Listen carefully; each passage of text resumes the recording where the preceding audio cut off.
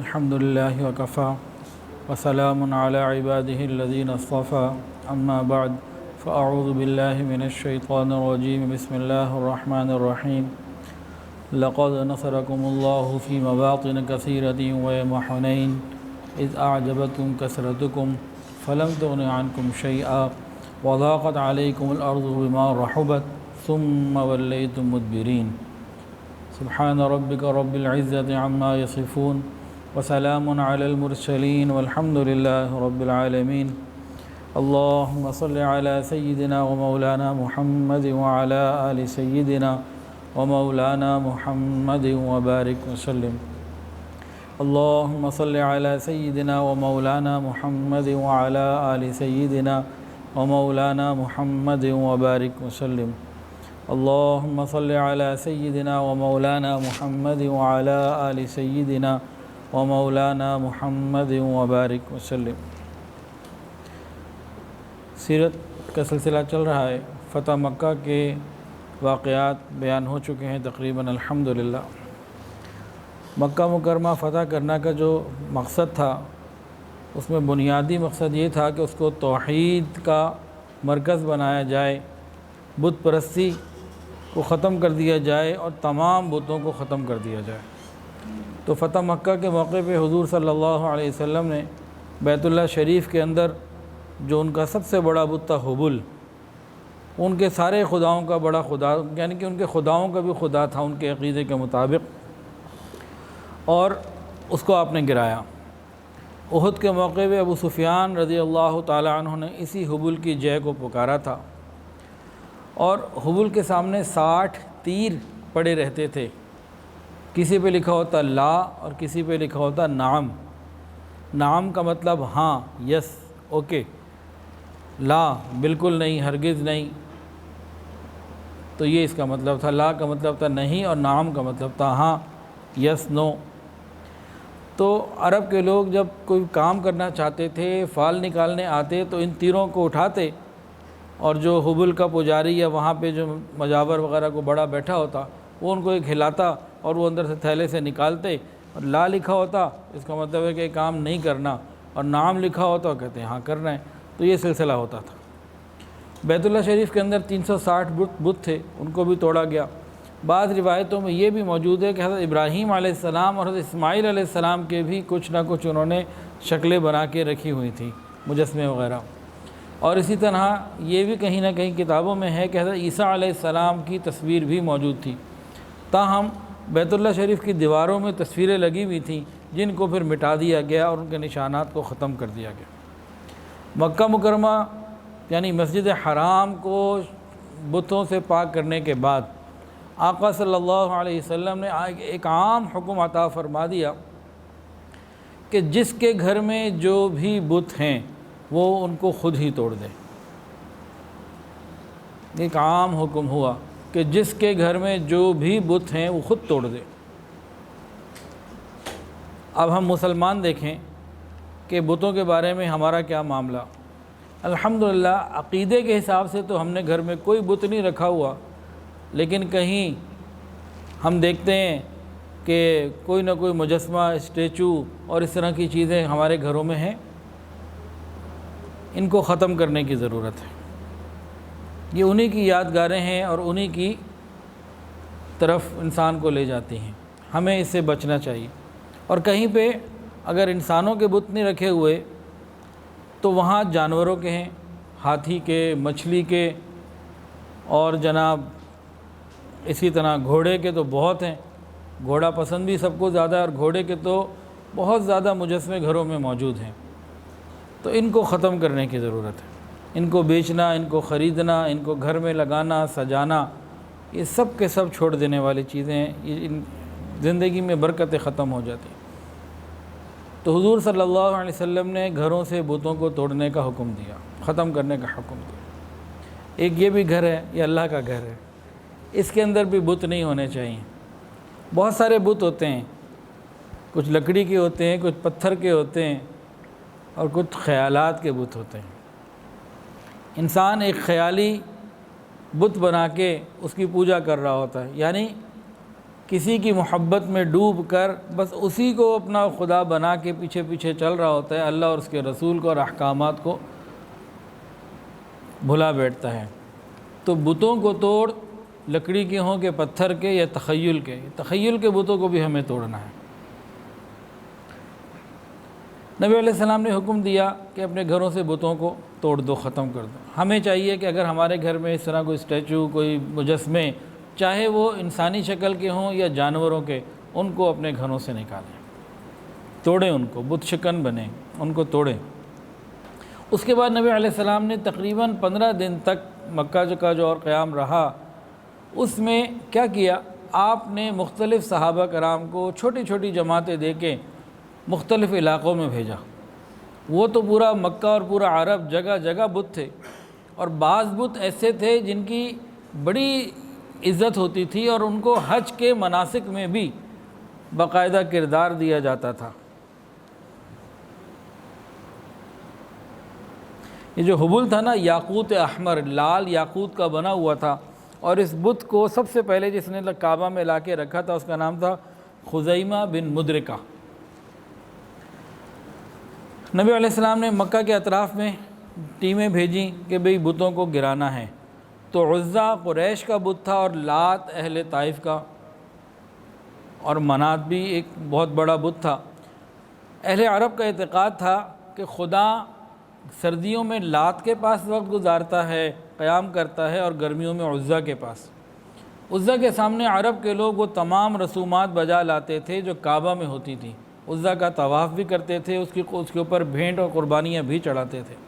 اور منات جو ہے یہ ذرا مدینہ کے قریب اس کی جگہ تھی، اور جگہ کا نام تھا مشلل، جو قدیت کے پاس ہے۔ وہ ایک بڑا سا پتھر تھا جو گھڑا ہوا تیار نہیں تھا، بس ایک قدرتی پتھر تھا۔ غسان، اوس اور خزرج کے لوگ اس کا حج کیا کرتے تھے۔ عامر ابن لحی جو سب سے پہلے بت لے کر آیا مکہ میں، بلاد عرب میں، یہ بت بھی اسی کا لایا ہوا تھا، اور اس کے لائے ہوئے بتوں میں بڑے مقام کا ایک بت تھا۔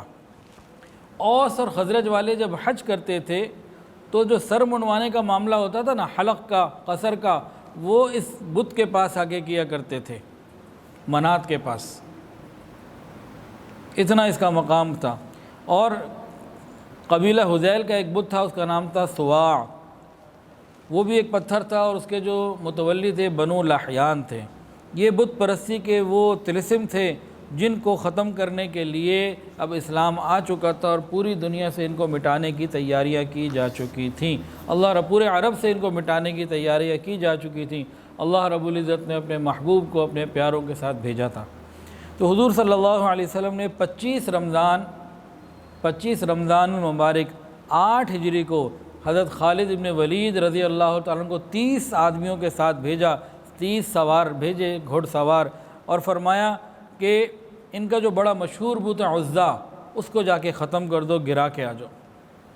یہ مقام نخلہ پہنچے، مکہ مکرمہ سے ایک پوری رات کا سفر کر کے یہ نخلہ پہنچے۔ عزا قریش اور کنانہ کا ایک صنم کدہ تھا، عبادت کی جگہ تھی، اور یہ لوگ بڑی عزت کیا کرتے تھے۔ خالد بن ولید رضی اللہ تعالیٰ عنہ گئے اور جا کر اس بت کے ٹکڑے ٹکڑے کر دیے۔ واپس آ کے نبی علیہ السلام کو بتایا کہ جی میں نے تعمیل کی اور اس بت کے مجسمے کے ٹکڑے ٹکڑے کر دیے۔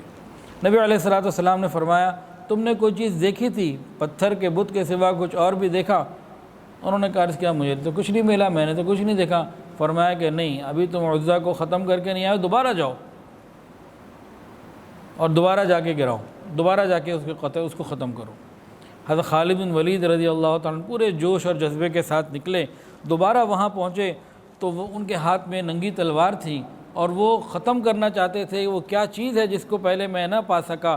انہوں نے دیکھا ایک سیاہ کالے بکھرے ہوئے بالوں والی ایک بھیانک شکل کی عورت جو ہے وہ باہر آئی، اور وہ عورت بھی چیخ رہی تھی، اور جو مجاور تھا اس کو دیکھ کے تو تڑپ گیا مجاور اور چلایا اور آگے بڑھا۔ اتنے میں خالد بن ولید رضی اللہ تعالی عنہ نے اس عورت کو ختم کر دیا، قتل کر دیا۔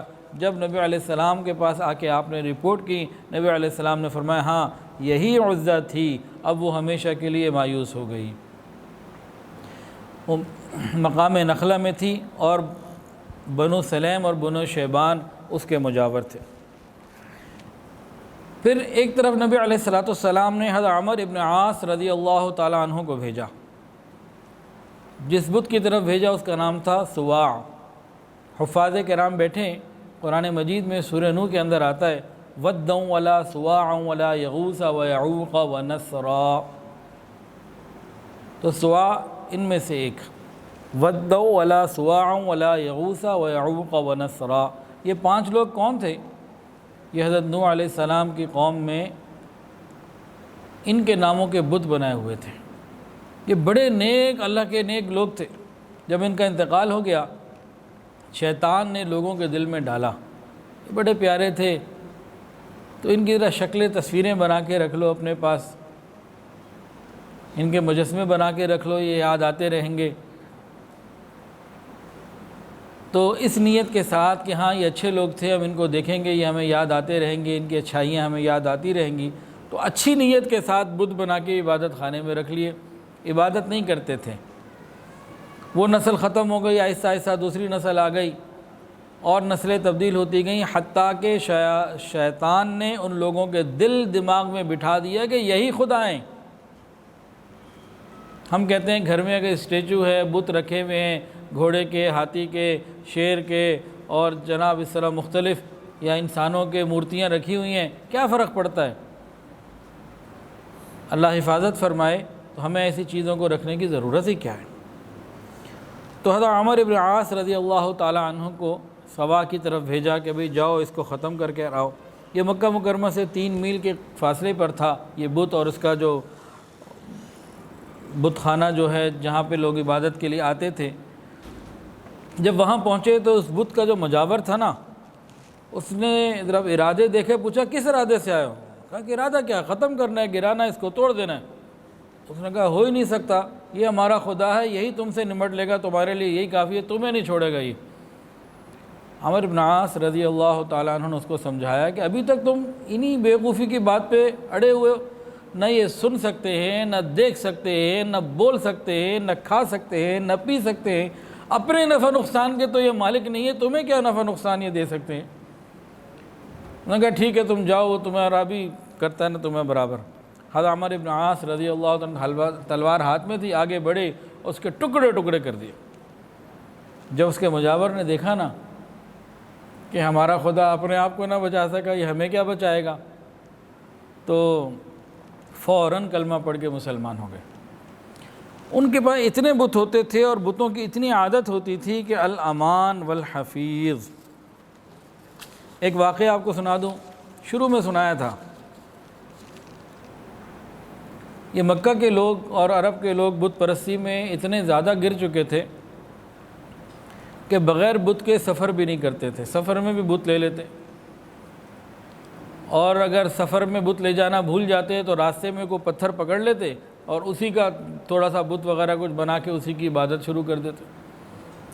تو اسی طرح ایک دفعہ ایک آدمی تھا، وہ سفر میں نکل پڑا. سفر میں نکلنے کے بعد دل میں آئے اوہ کچھ عبادت بھی تو کرنی چاہیے. تو سامان میں دیکھا تو سامان میں اپنا خدا رکھنا بھول گیا تھا، سامان میں بت نہ ملا. اب ادھر ادھر کو پتھر دیکھے، جو پتھر پکڑ کے اس کا بت بنا کے عبادت کروں تو پتھر پسند نہ آیا یا ملا نہیں، کچھ ایسا کچھ معاملہ ہوا. بہرحال کچھ بھی ہوا، اس کے پاس ایک آٹا تھا کہ چلو دن میں کھا لیں گے. اس نے اسی آٹے کا بت بنایا کہ بھئی چلو فوری طور پر ایزی ایکسیس ہے، آٹے کا بت بنایا، اس کی عبادت شروع کر دی. جب عبادت سے دل بھر گیا، اب اپنے خدا کو بیک میں ڈالا، چل پڑے. اب تھوڑا جب وقت گزرا تو بھوک لگنے لگی. اب سامان میں دیکھا تو آٹے کا تو خدا بنا چکا تھا اور تھا کچھ نہیں. اب کیا کریں، کوئی کینٹین قریب نہیں، کوئی بھوک کا سامان اور کچھ بھی نہیں کہ کہیں کچھ کھا پی لیں. تو کچھ دیر تو صبر کیا، جب زیادہ بھوک لگی اور صبر نہ ہوا تو اپنے خدا کو کھا گیا. تو یہ ان کا حال تھا. اللہ ہماری حفاظت فرمائے. پھر 26 رمضان کو نبی علیہ السلام نے ایک تیسری ٹیم بھیجی، سعد ابن زید رضی اللہ تعالیٰ عنہ کی سربراہی میں مقام مشلل. 20 آدمی آپ کے ساتھ جو سوار تھے روانہ کیے اور ان کو بھیجا. منات کا تھا نا، افرأیتم اللات والعزی ومنات الثالثۃ الاخری، ان تینوں بتوں کو گرانے کے لیے تیسری ٹیم تھی جو منات کو گرانے کے لیے گئی. تو حضور صلی اللہ علیہ وسلم نے مکہ مکرمہ سے، مکہ کے گھروں سے، اور پوری امت کو کہا بتوں کو ختم کرو، اور ارد گرد جہاں جہاں بت تھے وہاں آپ نے باقاعدہ ٹیمیں بھیج کر ان تمام بتوں کو گرا دیا، اور یوں مکہ مکرمہ اور اس کے اطراف کے اندر بت جو ہیں ختم ہوتے چلے گئے، پاک ہوتا چلا گیا۔ اس کے بعد ایک اور واقعہ پیش آیا ہے جو بہت ہی عجیب تھا۔ وہ یہ ہوا کہ حضور صلی اللہ علیہ وسلم نے شوال میں، رمضان مکمل ہوا، عید ہوئی، شوال میں آپ نے تبلیغ اسلام کے لیے 350 لوگوں کا ایک لشکر حضرت خالد ابن ولید رضی اللہ تعالیٰ عنہ کی قیادت میں قبیلہ بنی جذیمہ کی طرف بھیجا۔ یہ لوگ یلملم کے قریب ایک تالاب کے کنارے رہتے تھے۔ یلملم، کوئی بتائے گا جی یلملم کا کیا تعلق ہے ہم لوگوں سے، پاکستان والوں سے، ہندوستان والوں سے؟ جزاک اللہ جی۔ ہمارا میقات یلملم ہے۔ پاکستان، ہندوستان، بنگلہ دیش، چائنا، ادھر کے لوگوں کے لیے جو میقات ہے یلملم۔ میقات کسے کہتے ہیں؟ حج عمرے کے لیے انسان نے سفر کرنا ہو تو میقات وہ مقام ہے کہ اس سے پہلے احرام پہن کر احرام کی نیت کرنا ضروری، محرم ہونا ضروری۔ اگر اس کو کراس کر گئے اور محرم نہ ہوئے تو پھر کیا ہوگا؟ دم جو ہے نا وہ پڑ جاتا ہے۔ تو یلملم کے مقام پہ کوئی کنواں تھا، یہ لوگ وہاں گئے اور ان کو جا کے دعوت دی۔ اچھا، وہ لوگ کچھ گھبراہٹ میں آ گئے، مسلمانوں کو دیکھا اور ساری خبریں تو پہنچ ہی رہی تھیں ساری جگہ پہ، تو گھبرا گئے۔ کہنا وہ یہ چاہتے تھے کہ ہم مسلمان ہیں، لیکن وہ یہ نہ کہہ سکے، کہنے لگے ہم نے اپنا دین چھوڑ دیا۔ اور وہ کچھ ایسی کنفیوژن ہوئی کہ حضرت خالد بن ولید رضی اللہ تعالیٰ عنہ ان کے پیغام کو صحیح طرح نہ سمجھ سکے، اور آپ نے جب قتال کیا تو کچھ لوگ ان کے زخمی ہوئے، کچھ قتل ہوئے۔ نبی علیہ السلام کو جب یہ خبر ملی اور وہاں کے لوگ نبی علیہ السلام کی خدمت میں بھی آئے اور یہ بھی سب سلسلہ جب ہوا، تو حضرت خالد بن ولید رضی اللہ تعالیٰ عنہ کے اس عمل کے اوپر نبی علیہ السلام نے فرمایا، اے اللہ میں اس سے بالکل بری ہوں جو خالد سے ہوا، ان سے تو غلطی سے ایک کام ہو گیا۔ پھر حضور صلی اللہ علیہ وسلم نے اس غلطی کو مکمل کور کرنے کے لیے آپ نے کیا کیا؟ آپ نے دیت، خون بہا جو ہوتا ہے، وہ رقم جمع کی اور حضرت علی رضی اللہ تعالیٰ عنہ کو بھیجا کہ جاؤ جتنے مقتول ہیں فرداً ہر ایک کی دیت ادا کرو۔ خوب مال دے کے بھیجا۔ سیدنا علی رضی اللہ تعالیٰ عنہ وہ مال لے کے گئے اور جتنے بھی مقتولین تھے ان سب کا جا کے خون بہا مکمل ادا کر دیا۔ اور تحقیق اچھی طریقے کسی کی، جب پتہ لگ گیا اب کسی کا خون بہا باقی نہیں، پیسے ابھی بھی باقی تھے، وہ پیسے واپس نبی علیہ السلام کے بعد لے کے نہیں گئے، سارے کا سارا انہی میں تقسیم کر دیا کہ احتیاط اسی کے اندر ہے۔ پھر آ کے نبی علیہ السلام کو جب سارے بات کی خبر دی تو نبی علیہ السلام خوش ہو گئے کہ ایک ساتھی سے غلطی ہو گئی، تو اس غلطی کا تدارک اس طریقے سے ہو گیا اور معاملہ مکمل ہو گیا۔ تو زندگی میں بہت سارے ایسے معاملات آ جاتے ہیں، چھوٹوں سے غلطیاں ہو جاتی ہیں، پھر بڑے جو ہے سیٹل کر لیتے ہیں معاملات کو۔ تو رسول اللہ صلی اللہ علیہ وسلم نے اس معاملے کو اس طریقے سے سیٹل کر لیا، الحمدللہ۔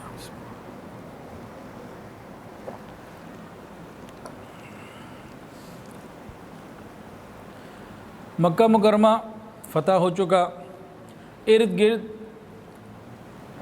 آپ نے بتوں کو ختم کروا دیا۔ مکہ مکرمہ کے قریب ایک علاقہ ہے طائف، بہت قریب بھی نہیں ہے لیکن بہرحال مدینہ کی نسبت مکہ کے زیادہ قریب۔ وہاں پہ قبائل تھے حوازن اور بنو ثقیف، بہت مالدار، نہایت جنگجو، سمجھدار اور قوت والے، تعداد بھی ان کی تھی، اور ان کی جو بہت ساری شاخیں تھیں نا وہ طائف سے لے کے مکہ کے قریب تک اور جگہ جگہ پھیلی ہوئی تھی۔ حنین میں، اوطاف میں، اور حنین، اوطاس اور طائف اور جگہ جگہ وہ پھیلی ہوئی تھی۔ بہت بڑا یہ ایک قوت والا بہت بڑا یہ قبیلہ تھا۔ اس زمانے میں اس قبیلے کے جو سردار تھے، بعد میں وہ مسلمان ہو گئے، ان کا نام تھا مالک ابن عوف، ایک جوشیلا نوجوان، جذبات میں ڈوبا ہوا نوجوان۔ اب ان لوگوں کو یہ خبر تو مل رہی تھی نا مکہ میں کیا ہوا، انہوں نے یہ سوچا، آپس میں مشورے کیے، انہوں نے کہا اس سے پہلے کہ مسلمان ادھر ہماری طرف آئیں، ہم جو ہے نا آگے بڑھتے ہیں اور ہم حملہ کرتے ہیں۔ تو مکہ مکرمہ سے تقریباً 100 کلومیٹر کے قریب یہ جگہ ہے طائف۔ اب ان لوگوں نے تیاریاں شروع کر دیں اور آپس میں مشورے کیے۔ 30 سال کا نوجوان ایک تھا، جوش بہت تھا، ہوش میں کمی تھی، جذبے تھے، تجربے نہیں تھے، اور انہوں نے کہا کہ جی ہمیں تو یہ کام اب کرنا ہے۔ وہاں کے لوگوں نے سمجھایا بھی کہ بھئی ذرا صبر کرو گا، نہ یہ کیسے ہو سکتا ہے، اس سے پہلے کہ وہ آئیں ہم جائیں گے۔ لوگوں نے بڑا سمجھایا، اور وہاں ایک شخص تھا، اس کا نام تھا درید ابن صمہ۔ 100 سال سے زیادہ کی اس کی عمر تھی، ہلنا جلنا چلنا اس کے لیے مشکل تھا، لیکن بہت سمجھدار، ہوش مند، اور اپنے وقت کا ایک بہادر اور جنگجو تھا، اور دنیا کے بہت نشیب اور فراز اس نے دیکھے ہوئے تھے، بہت سمجھدار تھا۔ اس نے بھی منع کیا، سب نے منع کیا۔ اس نے کہا تم لوگ بزدل ہو چکے ہو، تم کہتے ہو مسلمان ہر جگہ فتح حاصل کر رہے ہیں، ارے کس بات کی فتح؟ ادھر بھی مکے والے، وہ خود بھی مکے والے، مکے والوں نے مکے کو فتح کر لیا تو کیا فتح ہو گیا؟ ادھر بھی رشتہ دار، ادھر بھی رشتہ دار، انہیں کیا پتہ جنگ کیا ہوتی ہے؟ دونوں طرف رشتہ دار، جب ادھر سے ادھر سے تلواریں اٹھتی ہیں، سامنے رشتہ داری آ جاتی ہے تو وہ جنگ تھوڑی ہوتی ہے، وہ تو خالی نورہ کشتی ہوتی ہے۔ وہ کیا ہوتی ہے؟ وہ جنگ کہتے ہیں اس کو۔ انہیں تو پتہ ہی نہیں مسلمانوں کو کہ جنگ ہوتی کیا ہے، بہادر ہوتے کون ہیں، ہم بتائیں گے ان کو۔ ایک جذبے میں تھا۔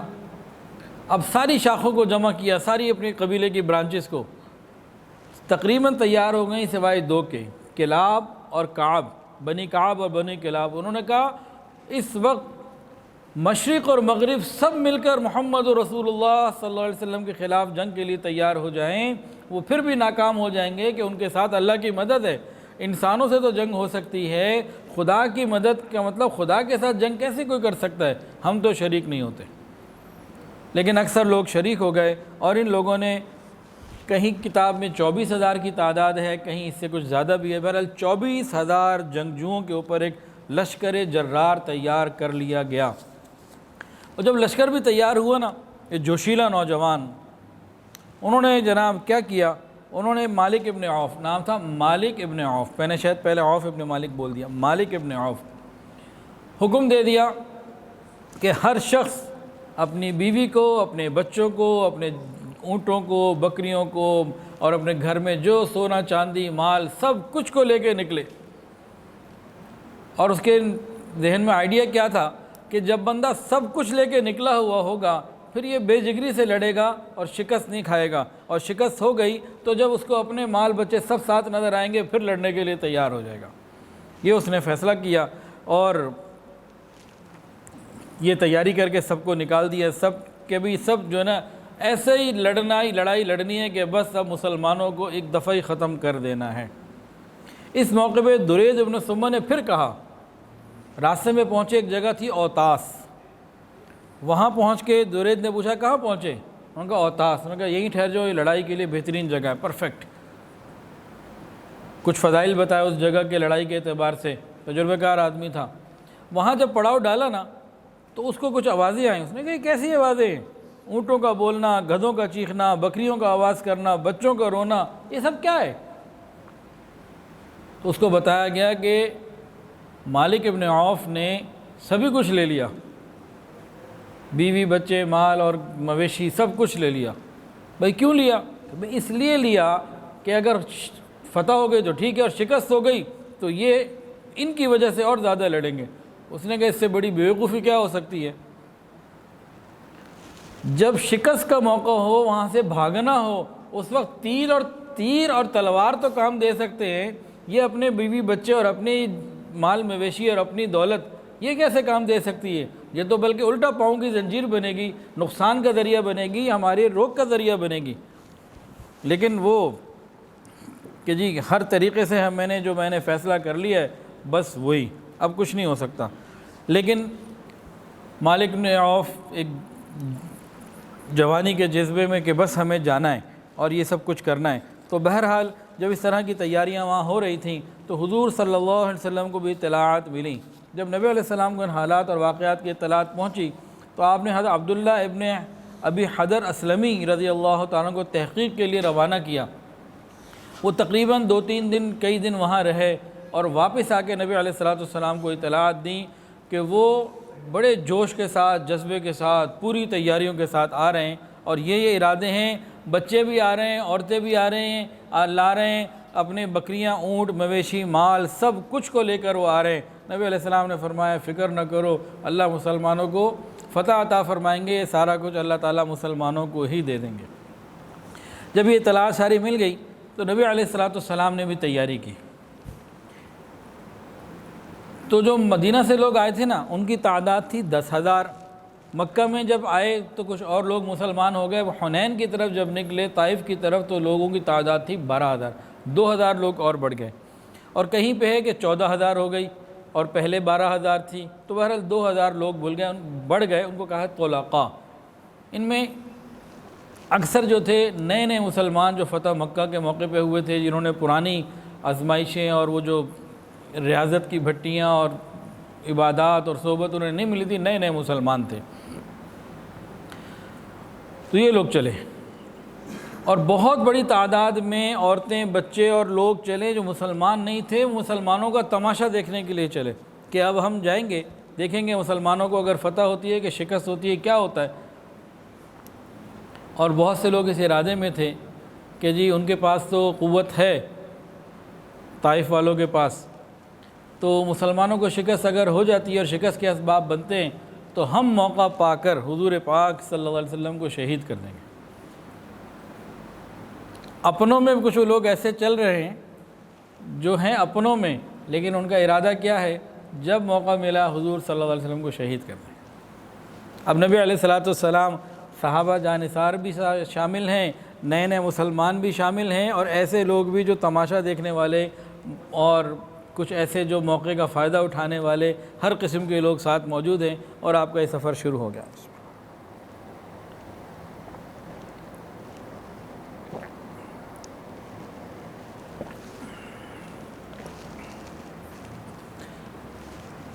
موقع سے فائدہ اٹھانے والے لوگوں میں سے 2 لوگوں کے واقعات، ایک کا تفصیلی سن لیجئے۔ ان کا نام تھا شیبہ ابن عثمان، بعد میں خیر مسلمان ہو گئے رضی اللہ تعالیٰ عنہ۔ جب وہ مسلمان ہو گئے تو خود انہوں نے اپنا واقعہ سنایا، کہنے لگے کہ غزوہ بدر میں حضرت حمزہ نے میرے والد کو اور حضرت علی نے میرے چچا کو قتل کیا تھا، اور مجھے آج اسی کا غصہ اتارنا تھا، تو میں حنین میں صرف اس لیے ساتھ ہوا کہ میں نبی علیہ السلام کے قریب رہنے کی کوشش کروں گا، جہاں مجھے موقع ملا میں نعوذ باللہ حضور پاک صلی اللہ علیہ وسلم کو شہید کر کے اپنے انتقام کی آگ کو بجھاؤں گا، اور میں مسلمانوں سے اس طرح انتقام لوں گا۔ اپنوں کے اندر کوئی بندہ ایسا ہو، اب آپ دیکھیں کہ کیا معاملہ ہوتا ہے۔ کہتے ہیں کہ میں نبی علیہ السلام کے ارد گرد تھا، موقع کی تلاش میں تھا کہ کچھ ہو، موقع نہیں ملتا تھا۔ جب حنین کی جنگ شروع ہوئی اور پہلے حملے میں ادھر سے جو ان لوگوں نے حملے کیے، اور دن ایک دم رات میں تبدیل ہو گیا، اندھیرا ہو گیا، اس کی تفصیلات آگے آتے، گرد و غبار کی وجہ سے ایک دم اندھیرا ہو گیا۔ کہتے ہیں کہ جب یہ ہوا اور مسلمان جو ہیں ادھر ادھر منتشر ہوئے، تو مجھے موقع ملا، میں نبی علیہ السلام کی طرف بڑھا، دیکھا کہ دائیں طرف عباس کھڑے ہیں حفاظت کے لیے، بائیں طرف سفیان ابن حرب جو ہیں وہ کھڑے ہیں، تو بائیں طرف ابو سفیان ابن حارث کھڑے ہیں۔ تو ایک روایت میں ہے کہ میں آگے بڑھا تو میرے اوپر غشی طاری ہو گئی، میں سمجھ گیا کہ اللہ کی مدد ان کے ساتھ ہے، میں کچھ نہیں کر سکتا۔ اور دوسری روایت میں یہ آتا ہے، معارف القرآن کے اندر بھی لکھا ہوا ہے تفسیر مظہری کے حوالے سے، کہ نبی علیہ السلام نے جب ان کو دیکھا تو بلا لیا، شہبہ ادھر آؤ، کہتے ہیں میں حاضر ہوا۔ نبی علیہ السلام نے جب مجھے محبت سے پکارا، اور میں نے نبی علیہ السلام کی طرف، جب نبی علیہ السلام نے اپنا مبارک ہاتھ میرے سینے پہ رکھا، بس وہ جو محبت سے ہاتھ رکھنا تھا، میرے دل دماغ میں نبی علیہ السلام کی محبت رچ گئی اور بس گئی۔ اور پھر میں نے جب نبی علیہ السلام کو نظر اٹھا کے دیکھا تو میں تو آپ کے اوپر جان قربان کرنے کے لیے تیار تھا، چند لمحے پہلے جان لینے کے لیے تیار، اور چند لمحوں کے بعد جان قربان کرنے کے لیے تیار۔ پھر نبی علیہ السلام نے فرمایا شہبہ جاؤ اور کفار سے جا کے جنگ کرو۔ کہتے ہیں میں نے تو جب یہ بات سنی، میرے اندر تو بجلی دوڑ گئی، اور میں بڑی بہادری کے ساتھ کفار سے لڑتا رہا۔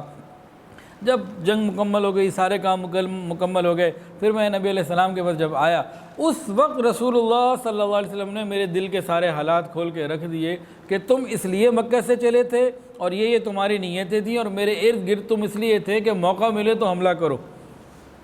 تو میں نے نبی علیہ السلام سے سارا اقرار کر لیا کہ ہاں بات ایسے ہی تھی، اور نبی علیہ السلام نے فرمایا کہ تم تو میرے قتل کے لیے گھوم رہے تھے، مگر اللہ تعالیٰ کا ارادہ تم سے نیک کام لینے کا تھا جو ہو کر رہا۔ اللہ اکبر کبیرہ۔ یہی معاملہ ملتا جلتا نیت کا اور بدلہ لینے کا حضرت نضر ابن حارث کے ساتھ بھی آیا۔ وہ بھی اسی نیت سے حنین گئے تھے کہ موقع ملے گا تو حضور صلی اللہ علیہ وسلم کو شہید کر دیں گے، لیکن راستے ہی میں اللہ تعالیٰ نے نبی علیہ السلام کی محبت ان کے دل میں ڈال دی، اور پھر ایک مرد مجاہد بن کر دشمنوں سے سینہ سپر ہو کے لڑے۔ یہ واقعہ جب میں نے پڑھا تو میں نے ایک دعا مانگی تھی، آپ نے سنا ہے، آپ بھی مانگ لیجئے، ہم سب مانگ لیتے ہیں۔ یا اللہ، یہ حضرات یا ان جیسے حضرات، یا پھر حضرت عمر ابن خطاب رضی اللہ تعالیٰ عنہ، یہ تو گھر سے نبی علیہ السلام کو قتل کرنے کے، شہید کرنے کے ارادے سے نکلے تھے، نعوذ باللہ۔ آپ کی رحمت کی نظر پڑ گئی، آپ نے ان کو خیر کی طرف ڈال دیا، ان سے خیر کے کام لے لیے۔ اے اللہ، ہم سے بھی اپنی رحمت سے خیر کے کام لے لیجئے۔ ہم تو کسی کو قتل کرنے کے ارادے سے گھروں سے نہیں نکلے، ہم تو دین کا کام کرنے کے لیے نکلتے ہیں۔ اللہ ہم سے بھی دین کا اور خیر کا کام لے لیجئے، ہمارے حق میں خیر کے فیصلے جاری فرما دیجئے۔ ہم مانگ تو سکتے ہیں نا، تو اللہ تعالیٰ اپنی رحمت سے ہمارے گناہوں کو معاف فرما دیں گے۔ اسی سفر ایک واقعہ اور بھی پیش آیا، وہ مقام اوطاس پر آیا۔ ابو بردہ بن نیار رضی اللہ عنہ فرماتے ہیں کہ میں مقام اوطاس میں دیکھا کہ نبی علیہ السلام ایک درخت کے نیچے ہیں اور ایک صاحب ان کے ساتھ بیٹھے ہوئے ہیں۔ میں قریب ہوا، نبی علیہ السلام نے فرمایا کہ یہ شخص ابھی آیا تھا، اس کے ہاتھ میں تلوار تھی، میں لیٹا ہوا تھا، کہنے لگا آپ کو مجھ سے کون بچائے گا؟ میں نے کہا اللہ، تو وہ ڈر گیا اور ایک دم تلوار نیچے گر گئی، لرز گیا۔ تو یہ کہتے ہیں یا رسول اللہ مجھے اجازت دیجئے، اس کو میں ابھی قتل کروں، ہو سکتا ہے دشمن کا جاسوس ہو، اور آپ نے تو ویسے ہی قتل کرنے کے لیے اور تلوار اٹھائی تھی، تو حربی کافر ہے، آپ حکم دیجئے۔ نبی علیہ السلام نے اپنی ذات کے لیے کبھی کسی سے بدلہ نہیں لیا، اس کو چھوڑ دیا، معاف کر دیا، وہ اللہ کا بندہ چلا گیا اور آزاد کر دیا۔ اس سے آگے نبی علیہ السلام مقام اوطاس پر پہنچے، جہاں مقام حنین پر پہنچے۔ حنین کہاں پر ہے؟ یہ مکہ اور طائف کے درمیان ایک جگہ ہے، اور وہاں ایک بہت بڑا بازار بھی اس زمانے میں ذو المجاز یا اس طرح سے نام تھا، ذو المجاز، یہ لگتا تھا۔ نبی علیہ السلام اپنے جاسوسوں کو بھیج کے ساری چیزوں کو جو ہے وہ تیاریاں کر چکے تھے، اور نبی علیہ السلام کے ساتھ ایک جرار لشکر تھا جو آج سے پہلے کبھی اتنی بڑی تعداد میں مسلمانوں کے ساتھ نہ تھا۔ یہاں ایک عجیب واقعہ اور پیش آیا۔ بعض صحابہ کرام کے زبان سے ایک جملہ نکل گیا۔ انہوں نے تو دیکھا تھا نا کہ بدر میں ہم 313 اور سامان کوئی نہیں، جنگ کا ہوا 1000 اور فتح ہماری، اور کتنی اور اللہ تعالیٰ کی مدد کے انہوں نے معاملات دیکھے کہ قلت ہر چیز کی، تعداد کی بھی، یعنی افراد کی بھی قلت، مال کی بھی قلت، غذا کی بھی قلت، ہتھیاروں کی بھی قلت، کہ اتنی قلت کے ساتھ ہر جگہ ہمیں فتح ملی۔ تو آج تو ہمارے پاس بڑی تعداد ہے، یعنی کثرت ہے، افرادی کثرت کے تعداد آپ دیکھ رہے ہیں 14,000 یا 12,000، اور سوار بھی ہیں۔ نبی علیہ السلام جب مکہ مکرمہ سے نکلے تھے، آپ صلی اللہ علیہ وسلم نے وہاں پہ حضرت صفوان بن امیہ جو مسلمان نہیں ہوئے تھے، ان سے 100 زرہیں لی اور اس کے جو لوازمات تھے۔ جب ان سے زرہیں مانگی مکہ والوں سے، نوفل ابن حارث نے 300 نیزے دیے تھے، تو صفوان بن امیہ کہنے لگے آپ یہ ہم سے غصب کرتے ہیں؟ نبی علیہ السلام نے فرمایا نہیں، میں ادھار لے رہا ہوں، باپ نے واپس ادا کروں گا، تو انہوں نے دیے۔ اسی طرح ایک شخص تھا بہت امیر، اس سے 30,000 درہم بھی لیے قرضے کے طور پہ کہ جنگ میں ضرورت ہے۔ تو اب نبی علیہ السلام صحابہ کے ساتھ جو جا رہے ہیں، تو ایک تعداد بھی ہے، کثرت بھی ہے، مال کے اعتبار سے بھی، افراد کے اعتبار سے بھی، اور ساری چیزیں تھیں۔ تو بعض صحابہ کرام کی زبان سے یہ جملہ نکل گیا، اللہ اکبر، آج ہم قلت کی وجہ سے مغلوب نہ ہوں گے، آج ہم قلت کی وجہ سے، تعداد میں، وسائل میں کمی ہونے کی وجہ سے مغلوب نہ ہوں گے۔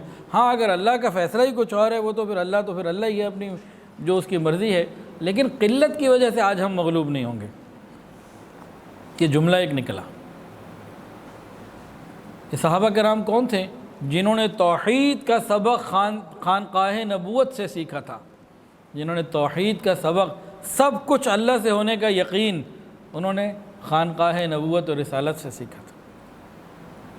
اللہ رب العزت کو یہ جملہ پسند نہ آیا، اور جب حملہ شروع میں ہوا اس میں مسلمانوں کو زبردست قسم کی جو ہے نا وہ تکلیف اٹھانی پڑی. تو وہ واقعہ بھی ہم بیان کرتے ہیں، لیکن اس سے پہلے اس پوائنٹ کو بھی ذرا ہم سمجھیں.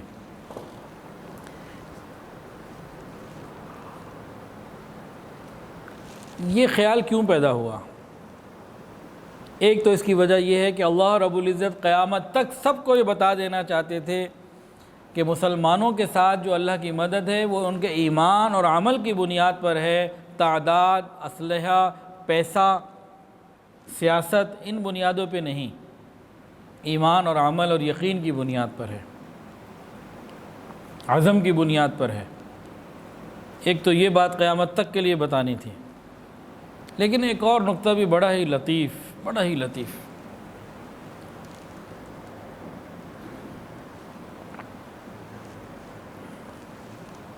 کہ ان ساتھیوں میں جو نبی علیہ السلام کے ساتھ تھے صحابہ، کچھ ایسے تھے جو بالکل نئے تھے. ان کی تو اس طریقے سے ٹریننگ اور تربیت ابھی نہیں ہوئی تھی، اور ان کے دلوں میں اسلام اتنے درجے میں راسخ نہیں تھا جیسے انصار اور مہاجرین کے لیے تھا، اصحاب الشجرہ کے لیے تھا، بیت رضوان والوں کے لیے تھا. تو ان کا تو معاملہ نیا تھا. تو ایک لطیف نقطہ یہ ہے وہ کہ ہو سکتا ہے کہ یہ ان کی صحبت کا اثر ہو جو نئے لوگ تھے، جن کے اندر ابھی اس درجے کی عقیدے کی جو ہے نا وہ راسخ العقیدہ نہیں تھے، اتنی پختگی نہیں تھی. ہو سکتا ہے. اب اس لطیف نقطے کے اوپر کوئی دلیل بھی ہونی چاہیے، اس کو توجہ سے سنیے گا. سنن نسائی کی روایت ہے کہ ایک مرتبہ رسول اللہ صلی اللہ علیہ وسلم نے صحابہ کرام کو نماز پڑھائی اور سورہ روم کی تلاوت کی، اور اس تلاوت میں نبی علیہ السلام کو کچھ متشابہ لگا، کچھ پریشانی ہوئی. آپ صلی اللہ علیہ وسلم نے سلام پھیرنے کے بعد فرمایا، کیا حال ہے لوگوں کا؟ ہمارے ساتھ نماز پڑھنے کھڑے ہو جاتے ہیں اور وضو ٹھیک نہیں ہوتا، اور ایسے ہی لوگ ہماری نماز میں، تلاوت میں اس طرح میں گڑبڑ کر دیتے ہیں. کیا چیز ہے یہ؟ سمجھیں. ایسا نہیں تھا کہ کوئی نعوذ باللہ بے وضو نماز کے لیے کھڑا ہوا تھا. وضو میں کمال نہیں تھا، وضو کے اندر حسن اور جمال نہیں تھا، بعض کا، سب کا نہیں.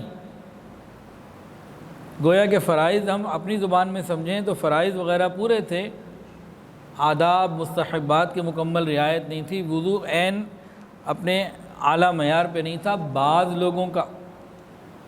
تو ان کی اس وجہ سے، اس عمل کی کمی کوتاہی کی وجہ سے حضور صلی اللہ علیہ وسلم جیسے مبارک قلب کو اثر آیا، آپ کا قلب منور متاثر ہوا.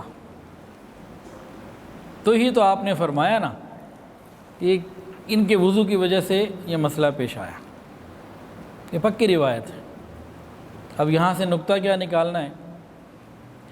اگر ساتھیوں میں ایسے لوگ ہوں کہ جن کی وضو کی کمی یا کسی اور عمل کی کمی کسی دوسرے کو متاثر کر سکتی ہے، تو جو لوگ دن رات دنیا داروں کی صحبت میں رہیں، جو لوگ ملحدین کی صحبت میں رہیں، دین سے دور ہونے اور کرنے والوں کی صحبت میں رہیں، گانے بجانے والوں کی صحبت میں رہیں،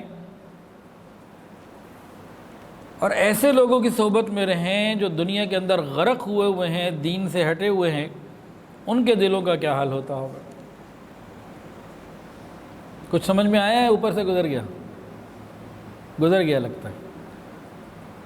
اب ہمیں غور کرنے کی ضرورت ہے کہ نیک صحبت کتنی اہمیت کی چیز ہے. حضرت عثمان غنی رضی اللہ تعالیٰ عنہ فرمایا کرتے تھے کہ نیک لوگوں کی صحبت بہت بڑی خوبی ہے، لیکن ان کا اتباع ایک ضروری امر ہے۔ تو ہم نیک لوگوں کی صحبت بھی اختیار کریں اور بری صحبت سے بھی اپنے آپ کو بچائیں۔ اگر ہم بری صحبت سے اپنے آپ کو نہیں بچائیں گے تو ان کی بری صحبت کے برے اثرات سے محفوظ نہیں رہ سکیں گے۔ اللہ کرے یہ بات ہمیں سمجھ میں آ جائے۔ ہم اپنی اولادوں کو کہاں داخل کرا رہے ہیں؟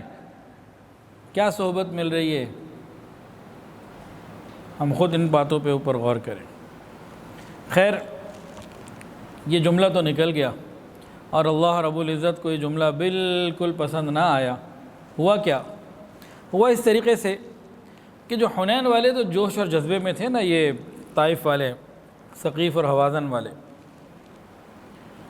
اب جب یہ حنین کے موقع پر آ گئے، لڑائی کا ارادہ کر لیا، تو جو ان کا بڑا تھا کیا کہا کہ بھئی سب کے سب اپنی تلواروں کی نیامیں توڑ دو، اب کوئی تلوار نیام میں نہیں جائے گی، اور ہر آدمی صف بندی کر کے کھڑا ہو تو اس کے بیوی بچے مال اس کے پیچھے ہو، تاکہ اسے پتہ لگے کہ مجھے یہاں سے جانا نہیں ہے، مجھے یہیں رہنا ہے، جان دینی ہے، جانا نہیں ہے۔ اور یہ تیر انداز بھی بڑے زبردست تھے، بڑے جانے مانے، نشانے ان کے سیدھے جا کے ٹارگٹ کو لگتے تھے، اور ایک تنگ درہ تھا، وہاں جگہ جگہ انہوں نے 24,000 تو ان کی بہت بڑی تعداد تھی، تو جگہ جگہ تیر اندازوں کو ان کی ٹیمیں تشکیل کر کے جگہ جگہ چھپا دیا کہ جب مسلمان یہاں تنگ درے سے گزرنے لگیں تو بس پھر ہر طریقے سے حملہ کرنا ہے۔ تیر اندازوں نے بے حساب اور بے محابہ تیر برسانے، دیکھنا ہی نہیں، بس دشمن سامنے آئے تیر برساتے جاؤ، اور جو باقی لوگ ہیں یہ سارے کے سارے اکٹھے اپنی تلواروں کے ساتھ حملہ کر دیں۔ گویا 24,000 لوگ ایٹ اے ٹائم اپنی جو جس کے پاس ہے، تیر ہے، تلوار ہے، نیزہ ہے، یہ فوراً مسلمانوں پہ حملہ کر دیں جب وہ اس تنگ درے سے گزر رہے ہوں گے، اور خطرناک قسم کے پہاڑی راستے تھے وہ۔ اب کیا ہوا؟ اللہ رب العزت نے صحابہ کرام کا جو وہ بول تھا نا،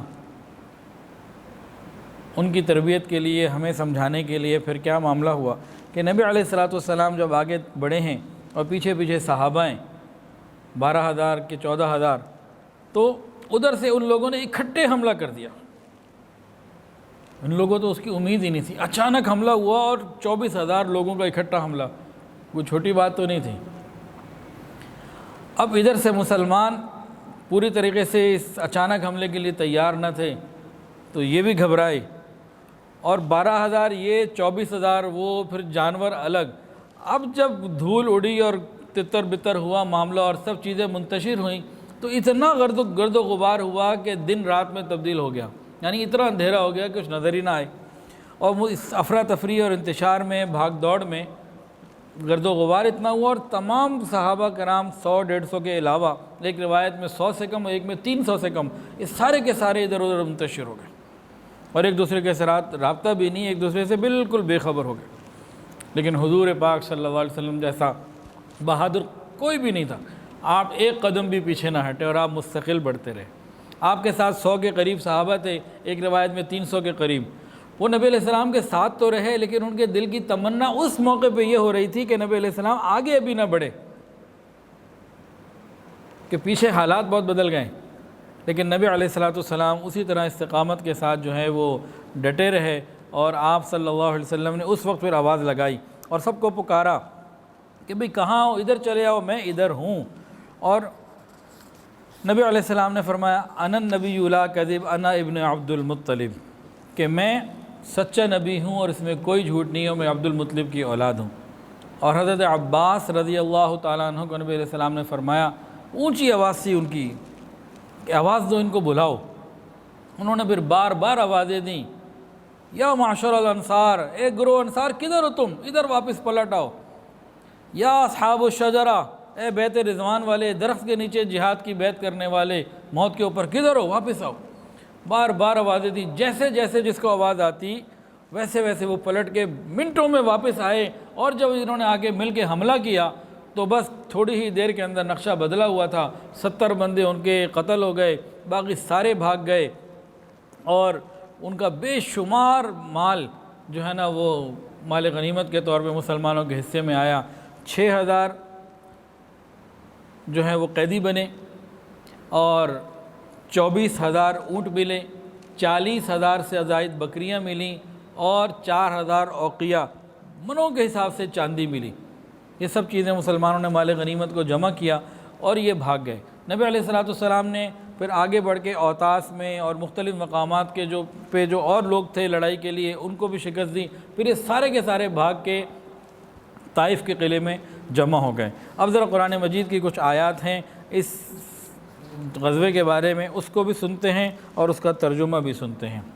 لقد نصرکم اللہ فی مواطن کثیرۃ ویوم حنین اذ اعجبتکم کثرتکم فلم تغن عنکم شیئا وضاقت علیکم الارض بما رحبت ثم ولیتم مدبرین ثم انزل اللہ سکینتہ علی رسولہ وعلی المؤمنین وانزل جنودا لم تروها وعذب الذین کفروا وذلک جزاء الکافرین۔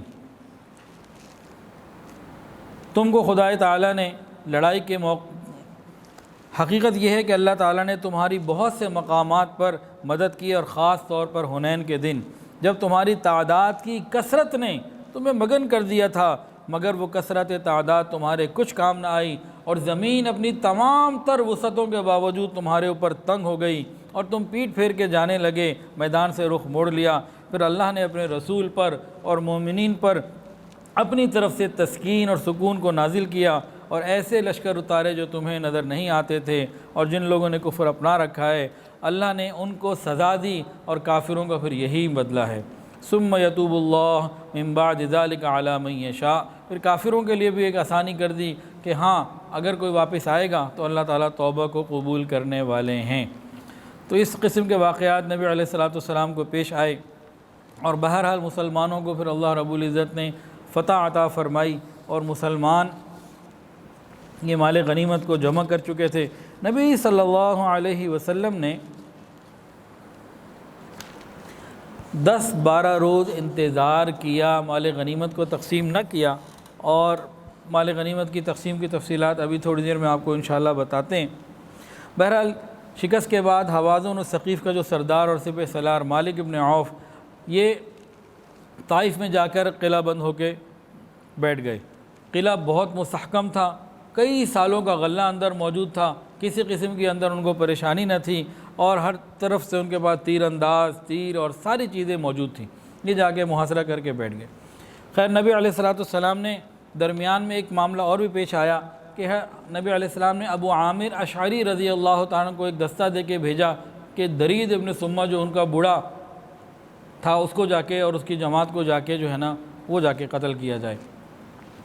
تو وہاں جا کے لڑائی ہوئی، اور درید ابن سمہ جو ہے یہ ربیعہ ابن رفیع رضی اللہ عنہ کے ہاتھ سے مارا گیا، اور جو درید کا بیٹا تھا سلمہ، اس نے ابو عامر اشعری رضی اللہ عنہ کے گھٹنے کے اوپر ایک ایسا وار کیا، تیر مارا، جس سے کہ وہ شہید ہو گئے، اور مسلمانوں کا جھنڈا اس نے پکڑ لیا۔ اتنے میں حضرت ابو موسیٰ اشعری رضی اللہ تعالیٰ عنہ جو ان کے بھتیجے تھے وہ آگے بڑھے اور جا کے اس کو قتل بھی کیا، اور مسلمانوں کا جھنڈا واپس لیا، اور پھر اپنے چچا کے قریب آئے تو ابو عامر اشعری رضی اللہ عنہ کے آخری لمحات تھے۔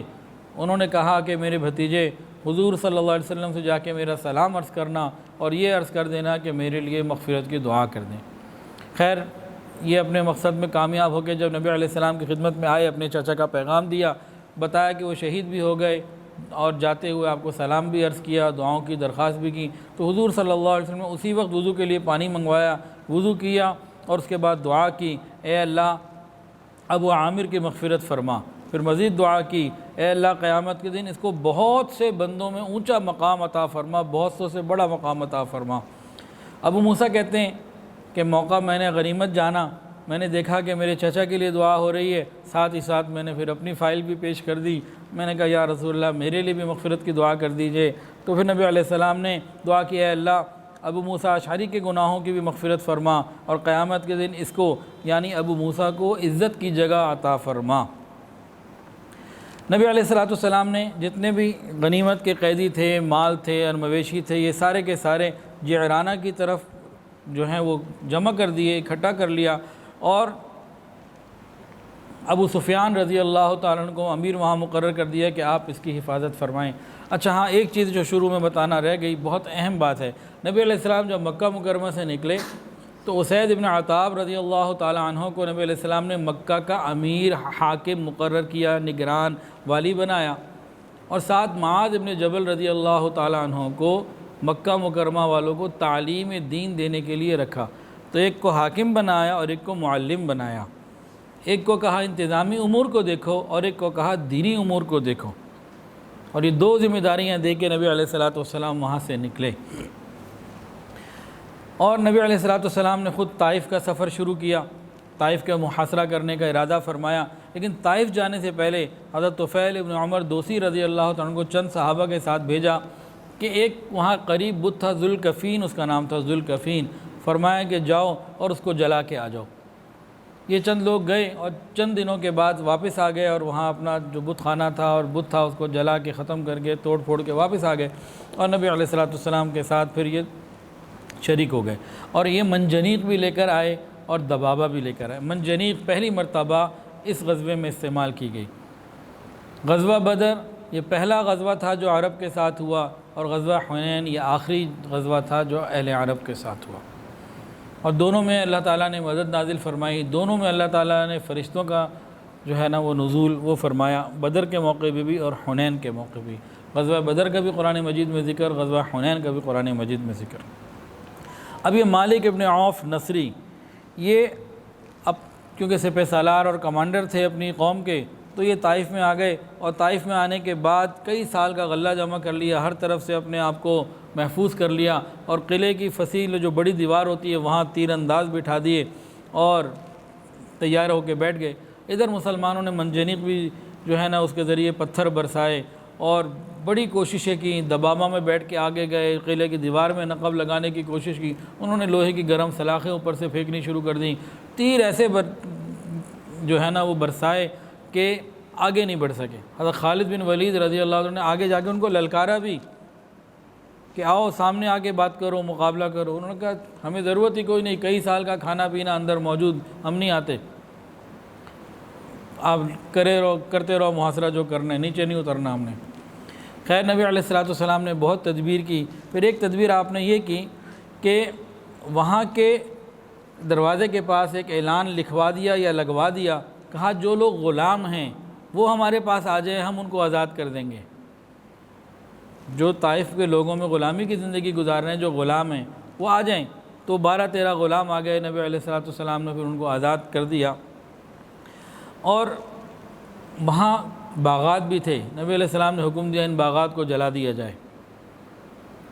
جب باغات جلانے لگے تو طائف والے منتوں پر آ گئے کہ جی آپ تو بڑے اچھے ہیں، رشتہ دار ہیں اور بڑے اخلاق والے ہیں، آپ یہ نہ جلائیں۔ جب انہوں نے اللہ کا واسطہ، رشتہ داری کا واسطہ دیا، نبی علیہ السلام نے فرمایا کہ ٹھیک ہے میں پھر اس کو نہیں جلاتا، اور تم نے اللہ کا واسطہ دیا میں تمہاری بات کو قبول کرتا ہوں۔ پھر آپ نے وہ حکم صحابہ کو منع کر دیا کہ بھئی آپ اب یہ نہ کریں۔ پھر نبی علیہ السلام نے ایک خواب دیکھا۔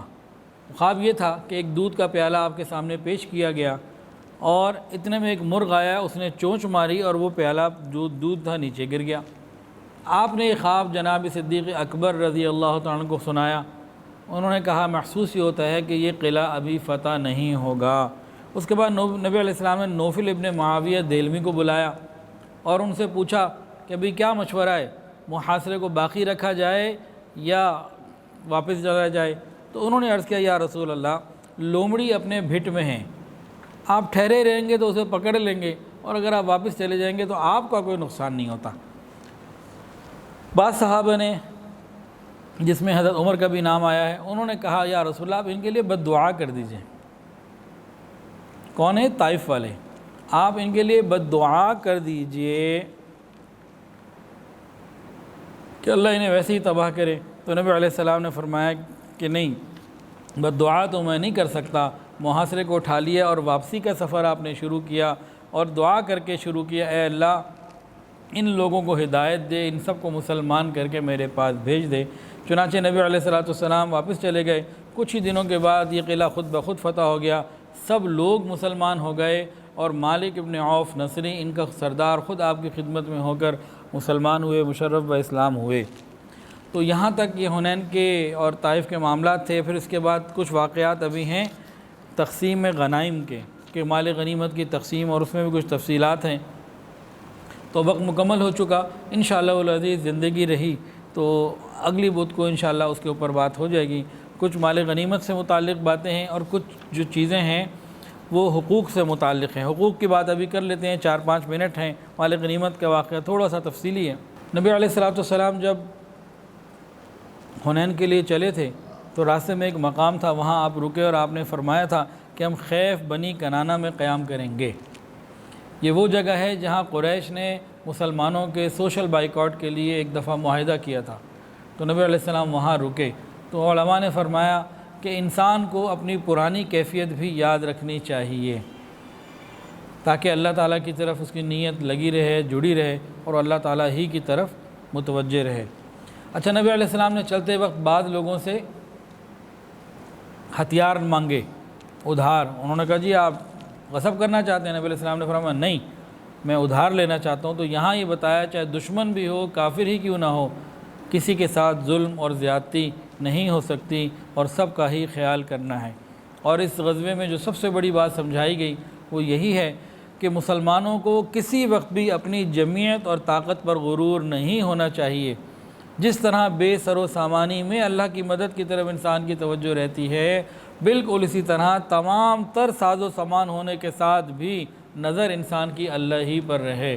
اور یہ غزوہ حنین میں پورے طریقے سے یہ بات واضح ہو گئی۔